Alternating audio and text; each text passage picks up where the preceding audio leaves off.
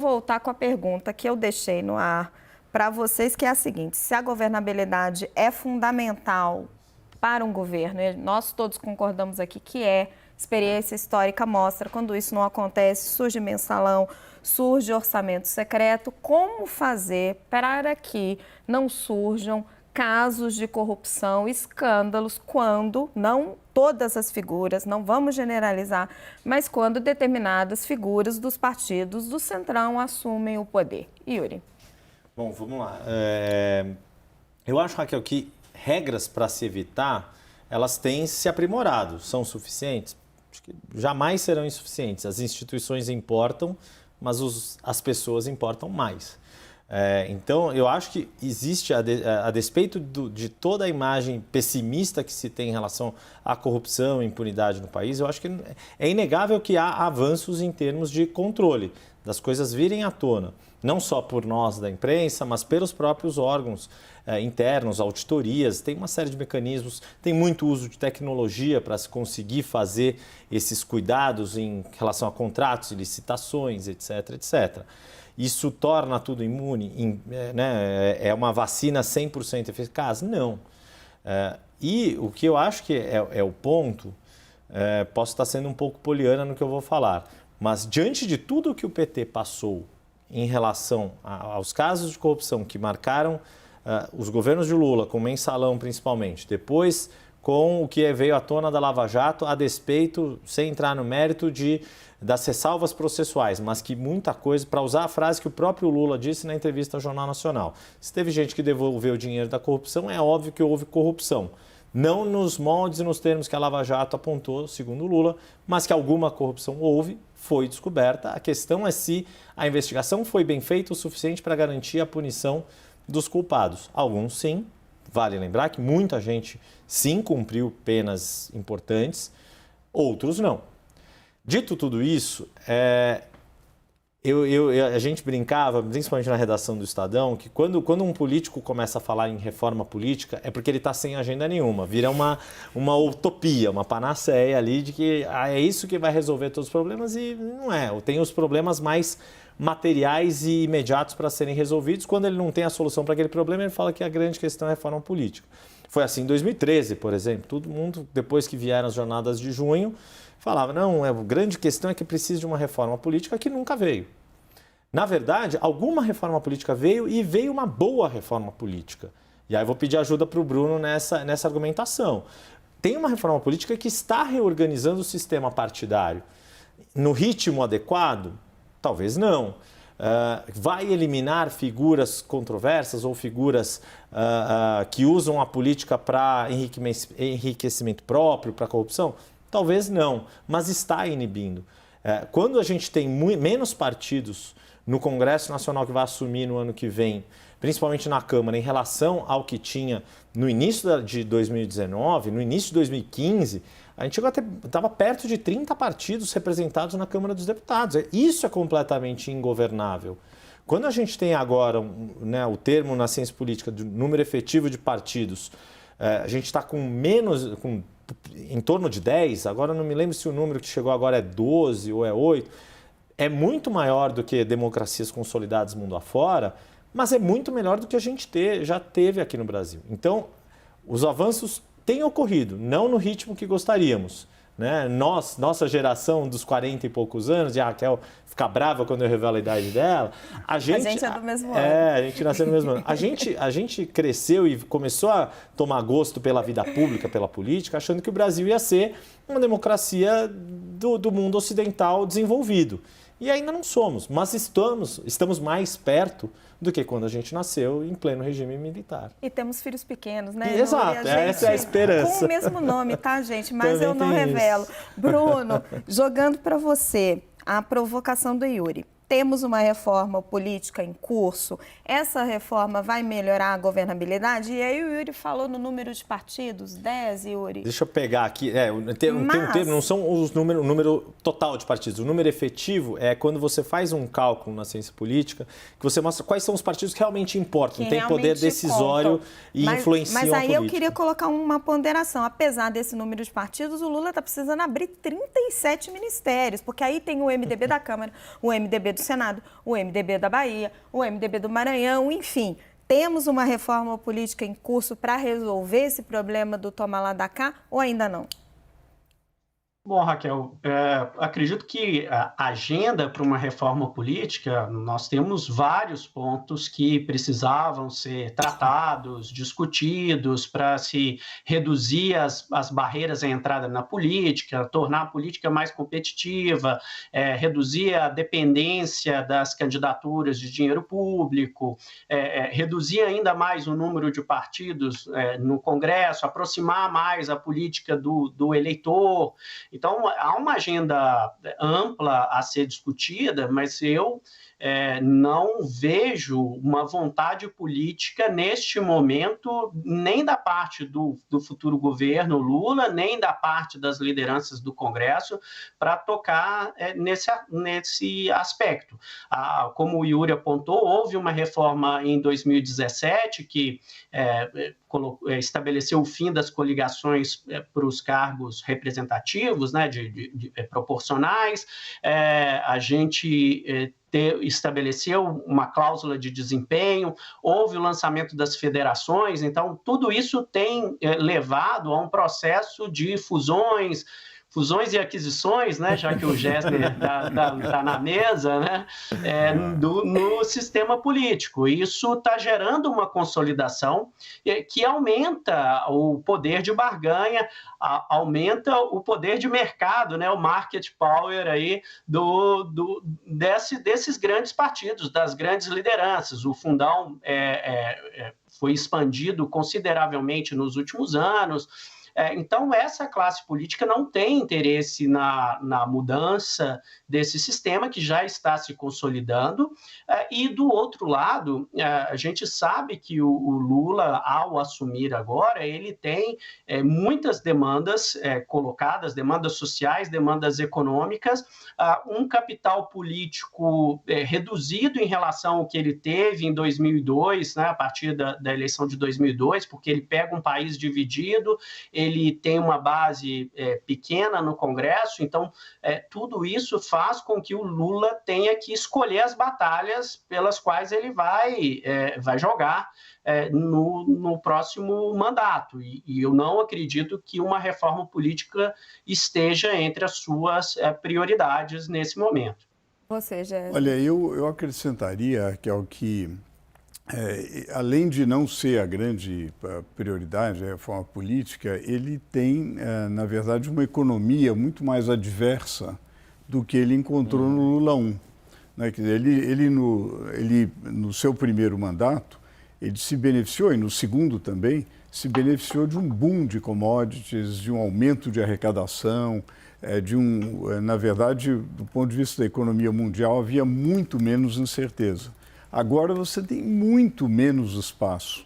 Então, realmente, do ponto de vista econômico, mesmo a coalizão vai ter que dividir menos pão, porque, na verdade, você vai ter um crescimento menor, você vai ter uma arrecadação desacelerando, com grandes dificuldades, né? Então, diante disso, seria muito difícil colocar como prioridade a reforma política, o que reforça o seu ponto inicial de reforçar os controles.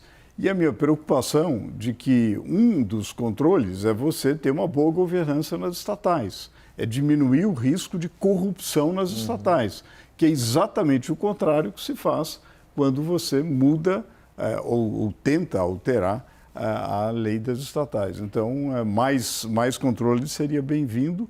E também o sistema político brasileiro e latino-americano é muito caracterizado pela judicialização da política. Então, há uma confusão entre o que é um processo real, sério, técnico, e uma ação política que opera para ganhar espaço político. Eu queria trazer para o nosso debate duas figuras que foram anunciadas hoje, para vários anúncios, mas para a gente destacar que eu acho que interessam para o público do WW. O primeiro, Geraldo Alckmin, que vai acumular as funções de vice-presidente e de ministro do Desenvolvimento, e Nízia Trindade, que vai ser a ministra da Saúde.